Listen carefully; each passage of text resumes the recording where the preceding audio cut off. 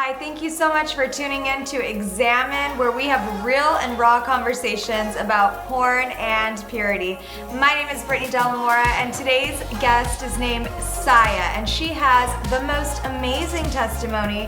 I actually was connected with her on Instagram, and when she shared her story with me, it nearly moved me to tears. So I'm so excited that she's here today to share her story with you.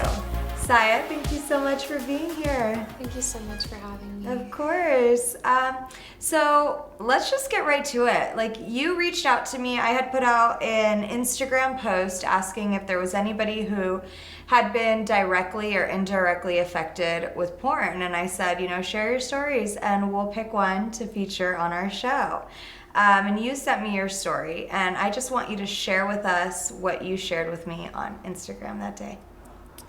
Okay, so about 4 years ago, I moved to California from my hometown, Maryland. And not long after I moved here, I started school and I met this guy. It didn't take long for us to start dating, and things moved very quickly. And we were together all the time. And eventually, I found out he was a recovering alcoholic and drug addict, and he also was a little bit schizophrenic as well. Mm-hmm. And things eventually got really bad, and it became very toxic and abusive. And I remember getting to a point where I was just so low mentally. I was really depressed. I hated myself, which is, I guess it's normal when you're in a relationship like that, and people are, someone's constantly telling you that you're not good enough, and I just felt really, really awful, and I wanted a way out so desperately from this relationship. And I ended up meeting a girl at a bus stop. And I didn't know at the time, but she was in the porn industry. Mm-hmm. And she was just like, come over, we'll drink, and you can just forget about that guy. And so I stayed at her house, and we drank, and drinking led to doing drugs, and eventually harder drugs. Which I never thought that I would get into, Mm-hmm. but I mean, I was at a really low point, and so one thing led to another, and she came out to me and she's like, hey, like, I do porn, like, you should do porn, I can help you get into it. And I was like, I don't know, like, I'm okay, like, I'm good. And then her boyfriend, I remember, really pressured me into doing it. He was like, how are you gonna pay for these drugs? Like, you're staying here, like, rent-free. Like, what are you doing? Wow. And I eventually caved, and I was like, you know what? I'm already here. I already don't want to live. So I ended up doing porn and getting as high and drunk as I possibly could so that I wouldn't even be coherent enough to understand or like be present. What kind of drugs were you doing? Heroin, meth, weed, alcohol, whatever was in front of me. It was just a numbing place. Like, it was like an escape. Do you feel like the drugs are what helped you to be able to get through the scenes? Oh, most definitely. I don't think I would have been able to do it without drugs. I think there was one point where like I was sobering up a little bit, and I was like, where am I? How did I get here? Like, how did I allow myself to get to this point? Wow. And because I grew up in the church. Like, I knew God, and maybe I didn't have that relationship that I needed to have with him, so I fell away from it. And but the enemy creeped in, and he was just like, you should just kill yourself. Like, nobody's gonna love you. God doesn't love you anymore. because how can God love you after you went away from him and did something like this? Wow, that's so classic of the enemy, that when we fall short, when we make a mistake in life, when we do any kind of sin, that he wants to, not only is he the one that tempted us, not only is he the one that led us there, but then he also wants us to feel bad about it. He wants us to be ashamed about it. And I believe that Satan wanted to take your life because there's such a great call of God on your life, and he wanted to destroy what God is going to do in and through you. And I'm so grateful that you didn't allow him to win in your life, that you didn't allow him to get there. And I know you had mentioned that there was one thing in particular that stopped you from committing suicide. Like there was just that one thing, and what was that? Well, actually, I attempted suicide, and I ended up checking myself into the hospital, and I was like, I need you to put me into your psych ward, and otherwise I'm gonna kill myself. But there what was did you try to do? I took a bunch of pills, and You tried to overdose. Yeah, I tried to overdose, and I remember there was a point where I was sitting in my bed in the psych ward, and the only book they had there was the Bible. Thank God. Yeah. Yeah, thank God. And I've been to psych wards, and that's not a normal thing to have Bibles there. So that's awesome. God's like, if you're gonna go to the psych ward, let me provide you with the Bible. Right. And I remember I was sitting there with the Bible, and I was just like crying, and I was like, I want to die. Like, I don't want to be here. Like, the psych ward's not helping me. And I remember hearing the voice, I'm with you. And I look out my window, and there's a giant cross outside my window. Wow. And I was like, oh my God, I hear you, God. Like, I'm so sorry. Like, I know you're with me. Sorry. No. But I think that was like the starting point of me just becoming like obsessed with my Bible and just reading it every single day. I just read it to direct my attention away from all the pain and kind of like block everything out. And so I was in and out of the hospitals for a while because I would go through periods where I felt okay, and then I would fall back really hard in depression. And I would start feeling suicidal thoughts again. Where were you living at this time? So my stepdad, who adopted me when I was younger, he picked me up from the mental hospital. I called him. I don't even know what led me to call him, but something told me to call him. Yeah. And he came and he picked me up, and he lives in Ventura. So I stayed with him on and off, back and forth between going to mental hospitals, and he helped me a lot getting into like therapy and stuff. But I mean, no amount of therapy can do the amount of can restore the amount of joy that God can. Yeah, you better preach, girl. You're absolutely right. Because, I mean, the mental hospital was like, it can only do so much. But when you go through something so painful, only God can restore you. Yes. And what did that process look like for you? Every morning, just going straight to my Bible. Because I remember waking up feeling like, oh my God, like I want to die. Yeah. So I would just counteract that and just start praying like, God, like, please reveal something to me today, like whatever you want, like I'm here, like I just want to do your will, like just please use me. And slowly God revealed himself to me, and slowly the pain started to like just subside. And I remember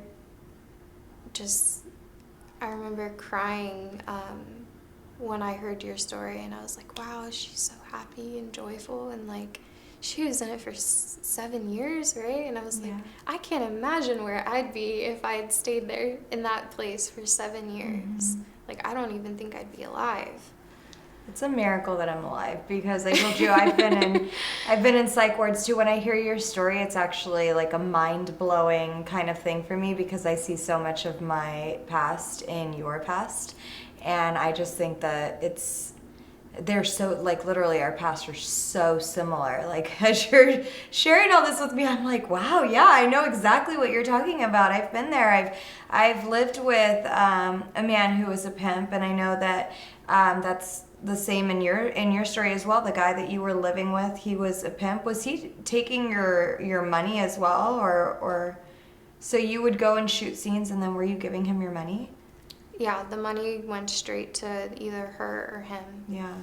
So basically, you were staying there making thousands and thousands of dollars in the short time that you were in the industry, and you really saw nothing from it. I saw nothing from it. I lived like that for 3 years. Yeah. I lived with a pimp for 3 years. He took all my money for 3 years. Similar stories, you had to call your dad, which, by the way, you had to call your dad. Something told me, God told me to call my mom when I needed help, and it's an incredible thing to see the past of your story, but now to also see the present, because I know that Jesus has set you free, and that you're back in church, and that you have a relationship with God, and that God is doing incredible things in your life. How long has it been since you stepped away from that, like, from your past, from that part of your life? 4 years. 4 years, wow. Yeah. And tell me some things that you've just seen God do in your life. He's restored my sanity for for one, and I'm no longer addicted to anything. I'm happy. I don't feel like heavy when I walk around. I mean, even before all of this happened, I mean, I wasn't exactly the happiest person. I was just kind of like trudging along is what it felt like. But when you give everything to God, there's no weight on your shoulders to be trudging around. And I thank God every day and for what he's done. And like, I can't believe that I'm even worthy of a life like this. Yeah, I stay very grateful. That's the place to be. It's the power of surrender when you say, like, I no longer want to take my life into my hands, but God, I give you full control. He takes every burden, every fear, every worry away, and he just allows you to be free to be who you are, free to be who he created you to be. And I'm so excited that you've got to encounter that in your life. And I know that God's going to continue to use you. He's going to continue to bless you and favor you in all that you do. If there was a woman right now who is contemplating getting into the sex industry, what would you say to her? I would say maybe give God a try first. Yeah. Oh, yeah. Save yourself the heartache. It's not like, I can see how someone would want to go into it and think like, oh, I can make all this money, and you know, it can seem like glamorous in a sense, but there's a lot of ugly and a lot of bad people that you can get mixed up with, and your life is not worth it. Yeah, amen. Shine some light on that, because I know you just mentioned the word glamorous, right? Part of the reason I got into the adult industry when I was 18 years old is because of what I would see on, you know, the E! True Hollywood story, and I'd see, you know, all these like vivid contract girls, and everybody was so glamorous. And here I am, 18 years old, and I get into the porn industry, and they're putting me in pigtails and like schoolgirl outfits. And so, you know, the porn industry really is glamorized, but you and I have seen a different side of the porn industry that, you know, like the old saying goes, not everything that glitters is gold, right? So just because it looks glamorous, when you actually get into the industry, you realize, wow, like there's a lot of STDs floating around this industry. Like the industry is like not as clean as everybody pretends for it to be, right? Right. So what was you were in the industry, praise God, you were only in it for 3 weeks. But you experienced a lot in that 3 weeks. So like, what did you see when you were in that industry, and how could you shine light? Like share the truth with people right now, because when I was in the porn industry, I used to tell everybody that, oh, there's no STDs. We get tested every 28 days, this and that. And like, it was obviously a lie that I was telling, because I wanted to protect like my alter ego, my character that I played, you know? Mm-hmm. So what did you see in your 3 weeks that you could shine some light on? It's definitely not glamorous. I just remember feeling very, very gross. Why? At the end, because you're covered in bodily fluids, yeah. And they make you do things that you are just not normal. Yeah. And I think they tell they're like, when you show up, they're like, oh, you're so gorgeous, and then like after you feel used, and I don't really know how else to describe it. I'm lucky in a sense that I was so drugged that I don't remember everything. But the parts that I do remember, I remember I actually had a bit of PTSD from it. There's a definite mental toll that giving yourself to someone takes on you, especially in that industry. Yeah. The online abuse, because I was bullied pretty badly once everything came out. By who? People I went to high school with. Wow. So once that started going out, I mean, it's not really a small town where I went to high school, but it's a smaller town, and I mean, obviously it goes around, and like, it's one thing to like point and laugh and say, oh, whatever, like she's a porn star now, like, they don't see that other side of what was actually going on. And they don't realize, like, telling somebody, oh, I see you're a worthless whore now. Yeah. No, they don't get the pain and the damage that does, and that's why, I love God's heart, because God is merciful, and so he always looks at the why. He always looks at the why behind the what, right? Like, right. What you're doing is irrelevant. Why you're doing it is what matters. And so many people, they want to cast judgment, and they have absolutely no understanding. They're not looking at like what might actually be going on in this person's life, that they could be selling themselves for money, that they could put themselves in an abusive relationship, that they think so low of themselves that they're operating in life with absolutely no self-respect. And it's not like, that's not anything to be judged for. Like, you have to have grace and understanding for people's mistakes, or for why people are doing what they're doing. Instead of like throwing a stone, why don't we have the heart of Jesus and cast grace and reach out to that person? And instead of calling them a whore, reach out and ask them if there's anything that they could do for them, or how could I pray for you? How could I be there for you? Are you okay?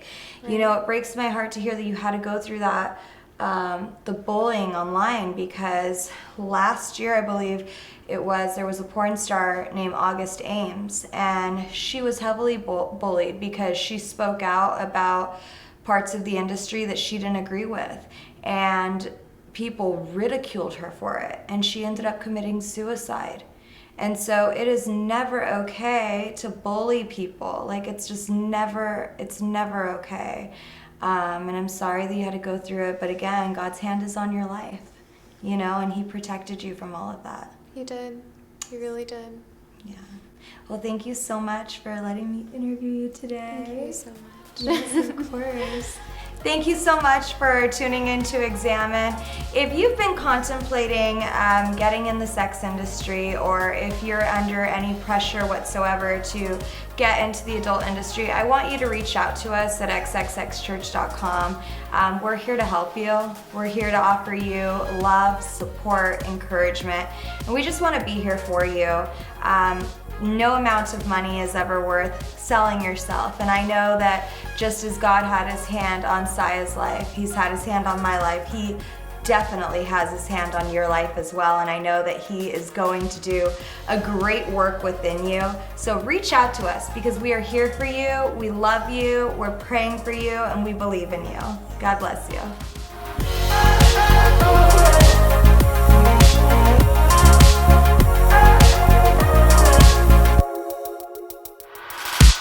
My name is Brittany. I used to be an adult star.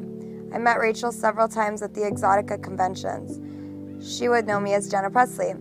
I would stop by at the eXXX church booth to see her. She is so beautiful, and I absolutely love and adore her. I want to give her the most amazing praise report. Thank you, Jesus. I found him. I'm home. I want to thank her for all of her kind words and loving spirit. I don't know if she realizes how she impacted me or not, but her being so kind and non-judgmental always felt so good. I have finally encountered the unconditional love of God, and I will never go back. Thank you for your time. Sincerely, Brittany. The eXXX Church has been a huge part of introducing Jesus to my life, and once I left the industry, they also helped me to not go back into the industry. Their support has truly helped radically change my life. They've also, over the last 20 years, helped hundreds of thousands of people get set free from their addiction to pornography. And so today, I'm asking for your help. Visit eXXXchurch.com/donate to give today to be a part of what God is going to do over the next 20 years in this ministry. I love you, God bless you, and thank you for your generosity.